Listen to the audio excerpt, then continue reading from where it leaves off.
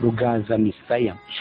Misaya ndi rudakangwa n'ibyuma ndetse n'imiriro amavuta acecetse nkomoka i Burayi muri Irelande ubutaka bw'i Rwanda nabutuye ndanezerwa nuko nshinga imizi nuko abanyarwanda baranyemera baransasira nuko numva ndanyuzwe nuko nanjye sinabatenguha amatama yabo n'ayababo ndayuzura sinabana amahitamo yo guhitamo ngo ninduma karibu ku meza ye yose ndayakaba nuko abegera ameza nteguye bagasigara bamvuga imyato mu biribwa byose ndabahiga kubera ko buri wese yanyigondera ariko kandi sindi insina ngufi naragiye mba umusitari nk'abandi muri bare resitora hoteli ndetse na moteri ubwo mu ngo z'abanyarwanda naho nuko kugeza naho ndibwa amaganda ndagatora data hoyada hari n'abanseseka munsi y'ibijumba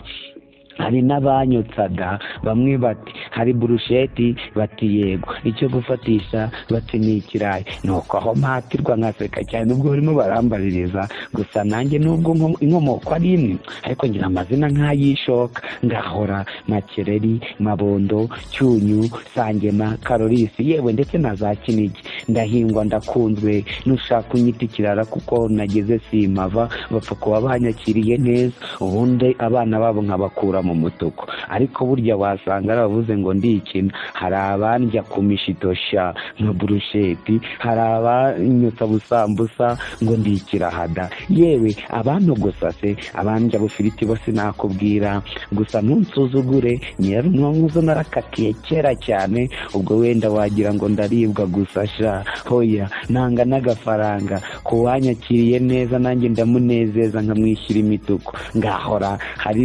aho njya munsi ya 300 ku kiro ibyo wabibazunyeza mu matoni werangije kuba umukungu ndavuga apana umukungu jumba ndavuga umukungu urayisha ndi rutini utamakari barakererwa ko yarangije gusigara inyuma abandi bajya mbere ndakurahiye